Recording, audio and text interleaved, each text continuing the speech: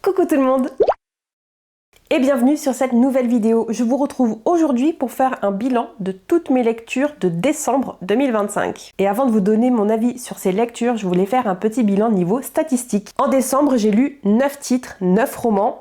Et dans ces 9 titres, il y a malheureusement 3 abandons. Sur les 6 titres restants, il y a un petit peu de tout, de la très bonne surprise, du coup de cœur et des lectures un peu plus moyennes. Et j'ai quand même lu un total de 3399 pages. Je compte aussi les pages que j'ai lues sur les romans que j'ai abandonnés, parce que je les ai abandonnés, oui, mais j'ai quand même lu une partie. Donc à chaque fois, j'ai noté le nombre de pages que j'ai lues, même si je l'ai abandonné. Sur ces 9 lectures, il y a eu une lecture en audio, 3 en version numérique et donc 5 au format papier. Et enfin, sur ce total de 9 titres, il y avait 2 romans qui étaient des premiers tomes de série. Donc oui, j'ai démarré 2 nouvelles séries au mois de décembre, mais vous allez le voir, tout n'est pas perdu. Et donc les 7 autres étaient des romans one-shot. Et écoutez, je vous propose qu'on démarre maintenant mes avis sur ces différentes lectures, sur ces 9 titres qui m'ont accompagné sur le mois de décembre. Et on va démarrer par les abandons. Voilà, quitte à se fâcher une bonne fois pour toutes, on va même démarrer avec le plus populaire d'entre eux. J'ai malheureusement décidé d'abandonner L'Ours et le Rossignol de Catherine Arden, que je lisais en lecture commune avec le Discord du Cold Winter Challenge. Je suis vraiment pas allée loin, je me suis arrêtée à la page 80, au chapitre 9. J'ai laissé mon marque-page pour vous en parler. Mais je vais l'enlever et je vais revendre ma copie parce que je ne le reprendrai très certainement jamais. L'Ours et le Rossignol, c'est le premier tome de la trilogie d'une nuit d'hiver, écrit donc par Catherine Arden, qui est un peu fantastique, historique. Ça se passe en Russie, c'est inspiré de contes russes. Je pensais que j'allais vraiment accrocher et en fait, je me suis rendu compte que je m'ennuyais et que j'avais du mal à aller prendre cette lecture et à avancer. J'avais juste pas envie, j'avais la flemme. Je serais incapable de vous dire ce qui s'est passé dans ces 80 pages parce que je m'ennuyais ferme. Donc j'ai décidé de vraiment le laisser de côté. J'ai aucun regret. Et comme vous l'avez compris, c'est la série que j'ai démarrée et que je ne continuerai pas. Le deuxième abandon, c'est malheureusement La Servante écarlate de Margaret Atwood. C'était une relecture pour moi et j'avais décidé de le relire en version audio parce que je l'avais découvert il y a plusieurs années en version papier et j'en avais gardé un bon souvenir. Et malheureusement, eh bien, je me suis fait violence pour avancer. Je sais même plus à quel pourcentage de ma lecture audio je l'ai laissé parce que là aussi, je me traînais, je me forçais pour avancer dans ma lecture. Il fallait vraiment que je me donne des bons gros coups de pied aux fesses. Et malgré ça, j'ai quand même décidé de le laisser de côté et de plus le reprendre. C'est quand même hyper étonnant de se dire que c'est un roman que j'avais apprécié il y a quelques années. Et là, en relecture, je le laisse carrément tomber.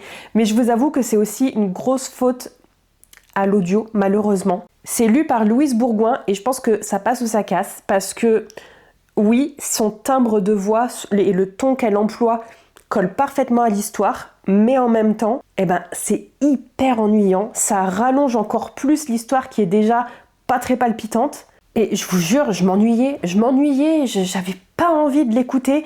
Et je me suis dit qu'il fallait juste que j'arrête de me forcer et que l'abandonner, c'était tout aussi bien. J'ai fait une espèce de prorata parce que je sais que je l'ai abandonné à un petit peu plus de la moitié. Et vraiment, je crois que j'ai mis genre 3 semaines pour arriver à la moitié. Vraiment, j'en pouvais plus. Je l'ai abandonné à un petit peu plus de la moitié de l'écoute.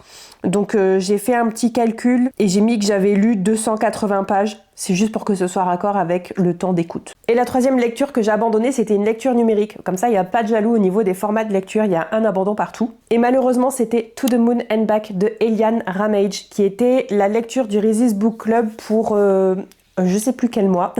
Mais j'étais en retard, c'était pas du tout la lecture de décembre. Mais je voulais quand même le lire avant la fin de l'année parce que j'étais curieuse. C'était un roman qui m'intriguait où j'avais vraiment envie de le découvrir. Et si je l'ai abandonné, c'est pas parce que j'étais désintéressée au possible, mais là aussi, je sentais que j'avais du mal à aller vers ma lecture. J'avais un peu la flemme de reprendre ma liseuse et d'avancer dans cette lecture. Il y avait d'autres romans qui me faisaient beaucoup plus envie et qui me faisaient les yeux doux à ce moment-là. Et j'avançais hyper lentement parce que c'est de la lecture en anglais. Alors déjà que je suis une lectrice lente en français, je vous laisse imaginer le rythme quand je lis en anglais. Pour l'histoire, ça se passe dans les années 90-2000 et on y suit une jeune fille qui s'appelle Stéphanie qui est issue de la communauté des Blackfeet aux États-Unis et elle est passionnée par l'espace. Son rêve, son but ultime dans la vie, c'est de faire des études autour de l'espace et de travailler à la NASA. Et évidemment, en étant une femme et issue d'une communauté minoritaire, forcément, ça va être très compliqué pour elle. J'ai décidé de l'abandonner en arrivant un tout petit peu avant le premier tiers du roman, puisque je me suis arrêtée à 29,5%. Quasi 30%. Et ça reste un soft DNF dans le sens où je pourrais potentiellement le reprendre, mais la réalité fait que je sais que je le reprendrai jamais. Parce que là aussi, finalement, il y a tellement de lectures qui m'intéressent, il y a tellement de romans qui sont dans ma palle et qui me font bien plus envie que je me doute très bien que je le reprendrai jamais. On en a fini avec les abandons et je vous propose qu'on continue crescendo jusqu'aux 5 étoiles, parce que oui, il y a eu un 5 étoiles au mois de décembre. Mais avant d'en arriver là, il faut qu'on passe par le moins bon de mes lectures de décembre et j'ai donné une note de 2,5 étoiles, donc tout juste la moyenne, pour Meurtre sur le Christmas Express de Alexandra Benedict, qui était la lecture commune du Music and Books Challenge du mois de décembre. Le prompt, c'était de lire un roman qui allie le convivial et le familial. Et c'était ce roman de cozy murder mystery qui avait été choisi. Ça se passe en huis clos dans un train qui traverse les Highlands en Écosse à la veille de Noël. Ça paraissait très prometteur et malheureusement, ça n'a pas été le cas. Moi là, ce côté huis clos dans un train dans les Highlands en Écosse, j'étais à fond et j'ai été un petit peu déçue parce que, alors certes oui, ça se passe réellement dans le train au fin fond de l'Écosse, mais on le ressent pas particulièrement. Et alors c'est assez révélateur, mais toutes les personnes qui ont lu ce roman, qui font partie du Discord, ont le même ressenti que moi. Donc voilà, c'est peut-être pas moi qui suis juste pas emballée par l'histoire. En fait, dans ce roman, on y suit le personnage de Rose, qui est une ex-flic, une ex-inspectrice à la retraite. Et si elle est dans ce train à ce moment-là, c'est parce que sa fille, qui vit au nord de l'Écosse, elle est en train d'accoucher. C'est un accouchement prématuré, c'était pas du tout prévu pour la veille de Noël, mais elle se retrouve à très vite embarquer dans ce train pour retrouver sa fille. Et c'est un petit peu le train de l'horreur puisque en plus d'être empêtré dans une tempête de neige et même de dérailler, il va y avoir des meurtres qui vont être commis dans ce train. Donc forcément, notre amie Rose va mener l'enquête. Moi, je pensais évidemment avec ce résumé-là qu'on allait se concentrer sur tout ce qui se passe dans le train, sur les meurtres, sur l'enquête, et je pensais pas qu'on allait autant se focaliser sur le personnage de Rose. Finalement, si vous voulez, l'histoire c'est Rose est dans le train, il se passe des meurtres, elle va résoudre l'enquête. Alors que moi, je pensais que le centre du roman, ça allait être justement ce voyage en train et ces meurtres, et à côté, en intrigue secondaire, si vous voulez, on aurait le personnage de Rose et son histoire. Mais finalement c'est l'inverse. L'intrigue secondaire c'est un peu tout ce qui est enquête autour des crimes et l'intrigue principale c'est l'histoire de Rose. Et on est tellement avec elle, on ressasse tellement tout ce qui s'est passé dans sa vie qu'on s'enlise. Elle arrête pas de ressasser ce qui s'est passé autour de l'accouchement de sa fille, donc il y a une trentaine d'années. Ce qui s'est passé avec sa mère, avec le décès de sa mère, elle ressasse évidemment parce que c'est un deuil qui est quand même assez frais, mais on est constamment dans sa tête et on est constamment avec ses interrogations. Ce qui n'est pas inintéressant en soi, mais c'était juste pas du tout ce que j'attendais de cette lecture. Et malheureusement, et ça je l'attendais pas du tout, et d'ailleurs si j'avais su que c'était à ce point-là, je l'aurais certainement pas proposé pour une lecture, pour un book club, mais il y a énormément de références à tout ce qui est agression sexuelle et plus. Et c'en est un point où même moi qui suis pas sensible au trigger warning, j'étais mal à l'aise de lire tout ça, saoulée aussi, il faut le dire. Et c'était clairement le thème central de l'histoire. Et malheureusement, le thème central de la vie de Rose. Malheureusement pour elle, hein, mais j'étais pas hyper intéressée. Et pour vous dire à quel point c'est central dans l'histoire, je me le suis noté, hein, parce que je l'ai lu sur ma Kobo, donc en version numérique, donc c'est vraiment fiable. Le premier crime, la première mort, elle arrive à 49% du roman. Donc quand tu arrives à la moitié du roman et que tu as enfin le premier mort, t'imagines un peu tout ce qui se passe sur la première moitié et à quel point on est dans la tête de Rose et qu'on ressasse un peu tout ce qui se passe. C'était trop long, d'autant plus qu'il n'y a pas qu'un seul crime, il n'y a pas qu'une seule personne qui décède dans ce voyage en train. Donc sur la première partie, il y a 0 et sur la deuxième partie, il y en a plusieurs. Je ne vais pas vous dire combien, si jamais vous voulez lire le livre, au moins vous avez la surprise, mais il y en a plusieurs. Et j'ai eu aussi un problème avec la résolution de ces crimes parce que c'est quand même assez rapide et en même temps il y a plusieurs plot twists. Donc ce qu'on nous présente en étant une révélation sur l'un des crimes, finalement on a un plot twist derrière qui fait que, alors oui, mais non. Et là-dessus il y a encore un autre plot twist. Donc finalement moi je suis arrivée à la fin, je savais plus ce qui était vrai, ce qui était faux. Et je crois que c'est malheureusement pas l'intention voulue. Et pour couronner le tout, Malheureusement, j'ai confondu énormément de personnages jusqu'à la fin du roman, ce qui évidemment ne facilite pas la compréhension des plot twists et des révélations finales. Bref, il y avait un gros potentiel et j'ai été déçue sur absolument tout. Dommage, mais je pense que je découvrirai pas d'autres écrits de cette autrice parce que, alors moi je l'ai vu sur le Facebook, mais il y a certainement d'autres réseaux sociaux autour. Sur le Facebook du Cold Winter Challenge, il y a d'autres personnes qui ont lu ce roman, qui ne suivent pas forcément le Music and Books Challenge et qui n'étaient donc pas au courant que c'était notre lecture choisie. Et il y a d'autres personnes qui ont lu d'autres romans de cette même autrice qui ont un peu le même principe. Et alors ce qui est curieux, mais là aussi encore une fois révélateur, c'est que ces personnes qui ont lu donc d'autres romans ont les mêmes ressentis et les mêmes points négatifs relevés que ce que je viens de vous dire pour Meurtre sur le Christmas Express. Je vais pas continuer à découvrir cette autrice, j'ai pas le temps. Ensuite, un roman auquel j'ai mis 3 étoiles et ça va aller très vite parce que je vais vous en parler plus en détail dans un vlog qui est en cours de tournage, mais j'ai donc lu Une fenêtre sur les ténèbres de Rachel Gillig. Si vous vous souvenez, si vous faites partie des abonnés Instagram, vous l'avez vu passer parce que je vous avais demandé qu'est-ce que je fais pour ma dernière lecture de 2025 et mon passage à 2026. Est-ce que je lis une duologie et donc je découvre le tome 1 sur ma dernière lecture de 2025 et le tome 2 sur ma première lecture de 2026 ? Ou est-ce que je lis un roman qui est un gros pavé et qui me fait vraiment la liaison entre les 2 années ? Ou est-ce que je fais encore autre chose ? Vous aviez choisi en majorité que je lise une duologie et c'était donc la duologie du Roi Berger que j'avais choisie. J'ai donc lu sur ma dernière lecture de 2025 Une fenêtre sur les ténèbres et donc petite spoiler alerte mais sans plus, j'ai lu la suite et fin de Couronne corrompue sur ma première lecture de 2026. Alors, je saurais jamais vraiment qualifier tout ce qui est romantasy ou fantasy, romantique, ce genre de choses. Pour moi, c'est un peu un méli-mélo parce que je suis pas fan de romance. Quand il y a des histoires d'amour, ça me gonfle. Et quand il y a des scènes spicy, ça me gonfle encore plus. Donc forcément, la dose de romance de scènes spicy, pour moi, elle est beaucoup plus élevée au niveau ressenti finalement que pour peut-être d'autres personnes. Donc moi je qualifierais cette duologie comme de la romantasy parce qu'il y a énormément, pour ma part encore une fois, de romance et de scènes spicy. Bon, il n'y en a pas tant que ça, mais surtout c'est la romance qui prend le pas sur l'histoire par rapport à la fantasy. Après, encore une fois, je pense que tout est relatif là-dessus.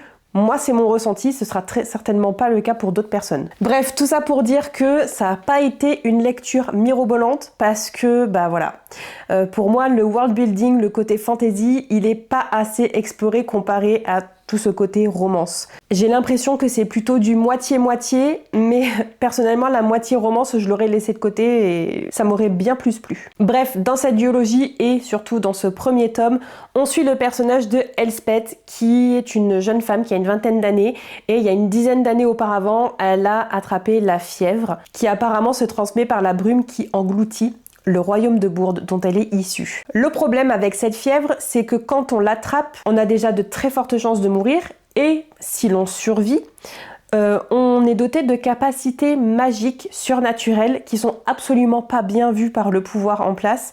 Et donc, en gros, si vous avez survécu à la fièvre, vous vous faites attraper par la garde royale et vous êtes supprimé. Donc forcément, Elspeth, elle n'a jamais révélé qu'elle avait eu la fièvre quand elle était petite. Il y a extrêmement peu de personnes qui le savent. Et surtout, depuis qu'elle a eu la fièvre, et ça, personne ne le sait, elle n'a jamais voulu en parler, mais il y a une voix dans sa tête qui a élu domicile, qu'elle appelle le cauchemar. Et évidemment, comme je vous disais, il y a un gros côté romance, puisqu'elle va rencontrer à peu près un tiers du roman, je dirais, l'un des nobles de ce royaume qui s'appelle Raven, qui fait partie de la famille If, et qui surtout est le neveu du roi et le capitaine de la garde royale. Vous le voyez venir gros comme une maison, et moi aussi à la lecture, il va y avoir une histoire d'amour entre les deux. Et évidemment, ça va être une histoire d'amour genre insta-love, alors que elle n'a jamais eu de relation amoureuse et que lui, il a toujours dit que personne ne m'intéresse, je suis un antisocial pas possible, foutez-moi la paix. Mais évidemment, entre les deux, ça va coller immédiatement. Et aussi et surtout, Raven va embarquer Elspeth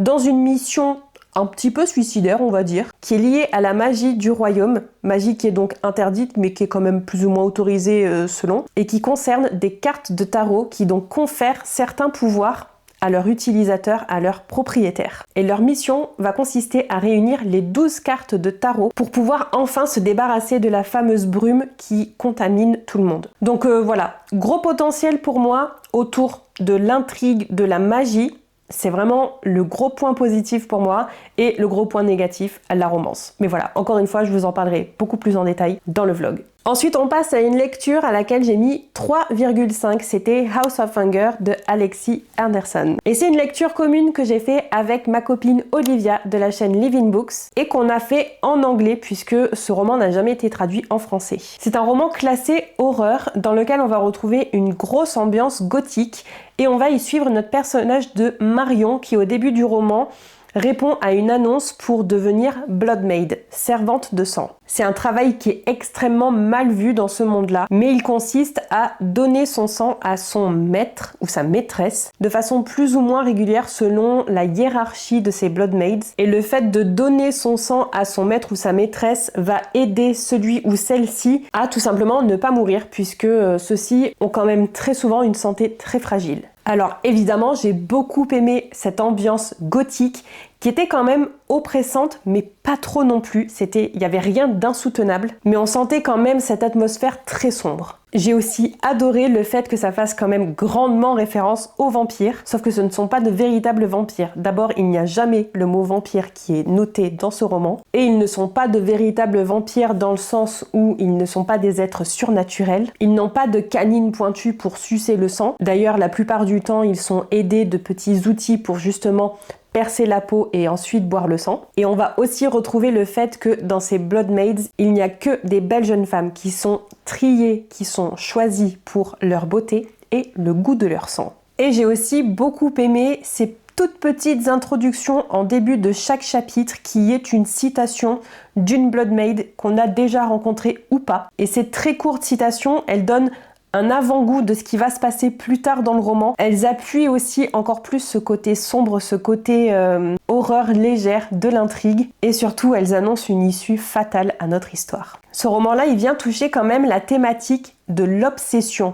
L'obsession de la beauté, l'obsession de la santé, l'obsession du sang, parce qu'ici le sang a des propriétés curatives, mais c'est aussi symbole de pouvoir, et l'obsession amoureuse, sensuelle, sexuelle, comme vous voulez. L'autrice a vraiment développé ce côté toxique des relations, donc relations amicales, relations amoureuses. On va vraiment retrouver toute la toxicité, si vous voulez, de la relation. Et là aussi, évidemment, ça ajoute encore plus à ce côté oppressant de l'histoire. Par contre, je dois avouer que niveau écriture, il y a des moments où j'étais un peu moins embarquée, surtout avec donc ce personnage de Marion que l'on suit. Très souvent, j'avais l'impression qu'on me montrait des émotions, mais que Marion elle-même ne les ressentait pas. C'est comme si je la voyais ressentir certaines émotions, par exemple la peur, que je la voyais sur son visage, mais qu'au fond d'elle-même, elle ne la ressentait pas. Et autre point, là aussi dû au style d'écriture, on nous rabâche très souvent des éléments de l'intrigue qui se sont passés plus tôt, comme si l'autrice ne faisait pas confiance à son lecteur pour se souvenir de ces points-là.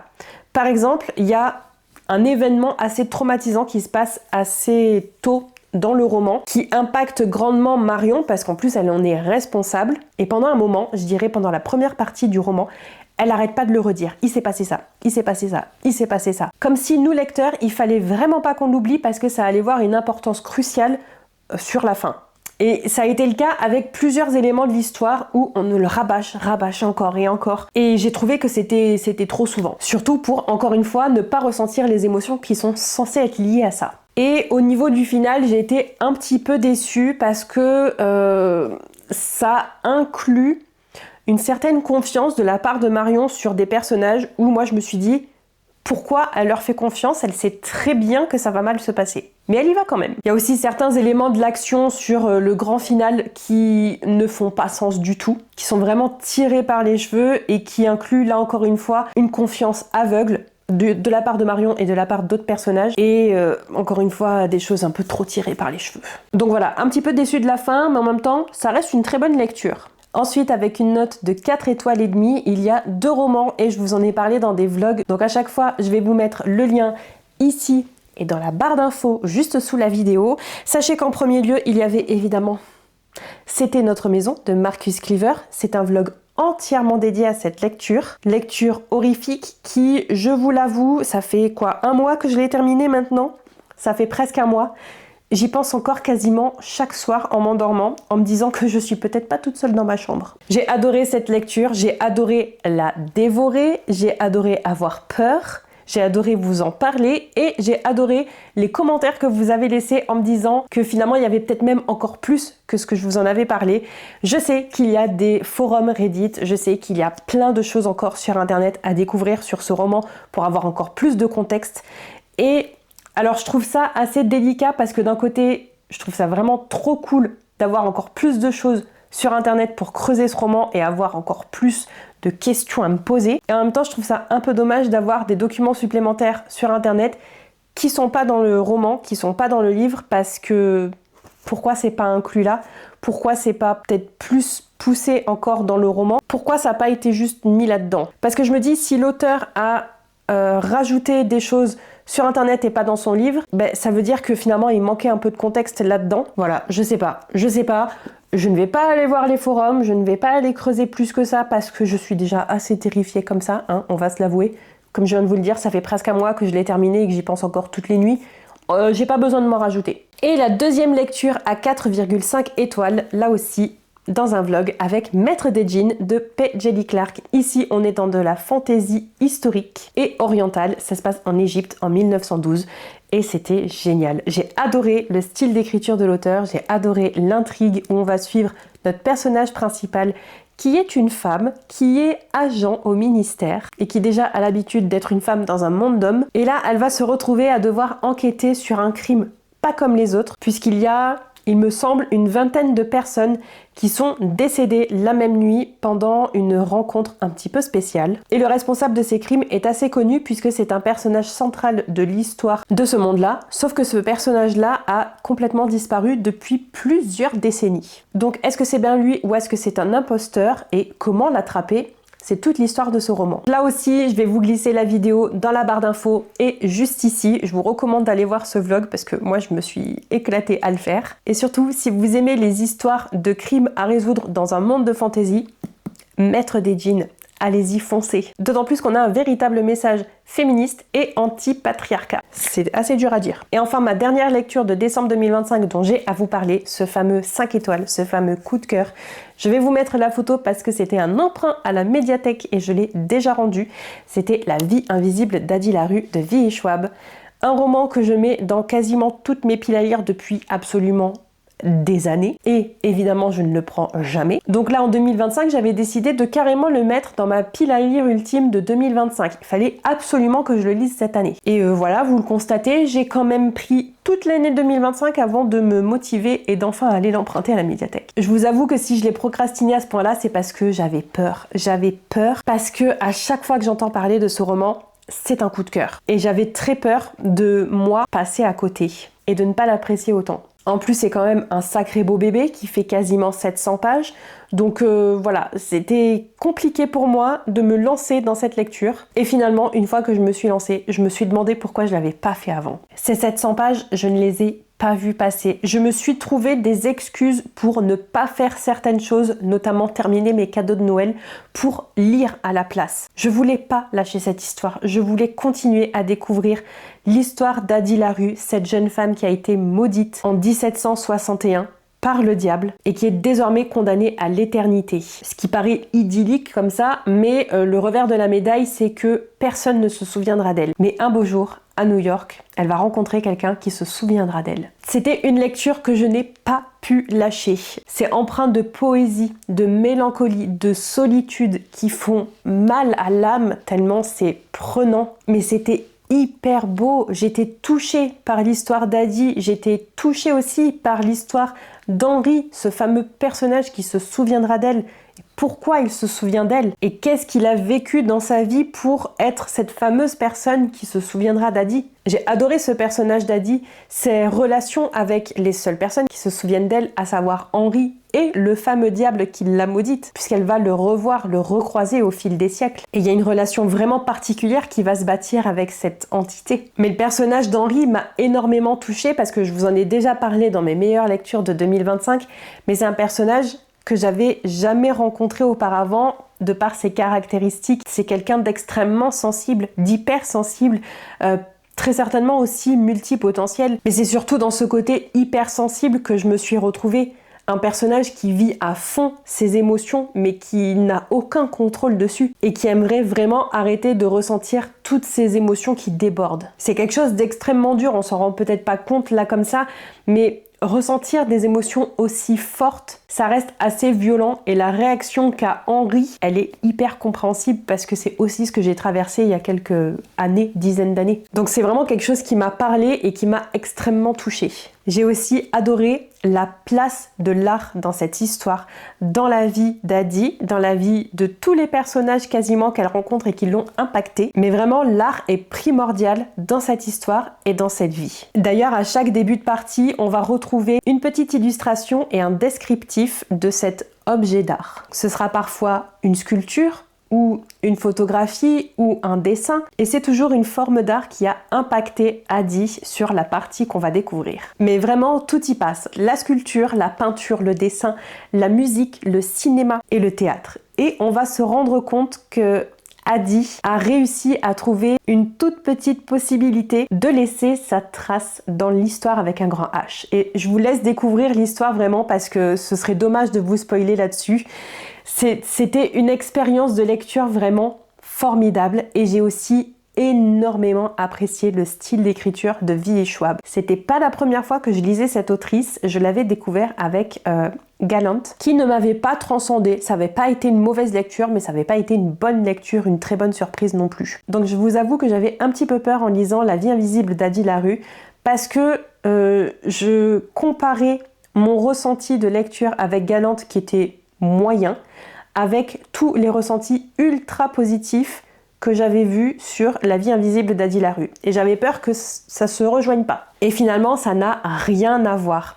Le style que j'ai découvert ici au travers de La vie invisible d'Adi Larue, moi là, j'avais l'impression que V.E. Schwab, elle était à mon oreille et qu'elle me parlait, qu'elle me racontait son histoire et que tout ce qu'elle me murmurait à l'oreille, ça se faufilait directement dans mon corps et que ça allait dans mon cœur. Encore une fois, j'ai retrouvé un style très sensible, très poétique et pourtant pas trop. Ça reste très fluide à lire. Moi là, j'en suis bouche bée. Ça a été l'une de mes meilleures lectures de 2025. C'est un livre que je vous recommanderais à 1000%. Peu importe qui vous êtes, peu importe ce que vous aimez lire. Lisez La vie invisible d'Adi Larue. Et c'est avec cette magnifique surprise coup de cœur de 2025 qu'on arrive à la fin de cette vidéo. Comme d'habitude, n'hésitez pas à me dire si l'un de ces titres s'est glissé dans votre radar ou dans votre pile à lire. Et si vous avez déjà lu l'un d'entre eux, ce que vous en avez pensé. Pour ce qui est de l'emoji du jour, on va y aller avec un emoji étoile en rapport à La vie invisible d'Adi Larue, évidemment. N'oubliez pas évidemment de vous abonner à la chaîne si c'est pas déjà fait et nous on se retrouve très bientôt dans une prochaine vidéo le mercredi à 10h et le samedi à 10h aussi. Bye bye!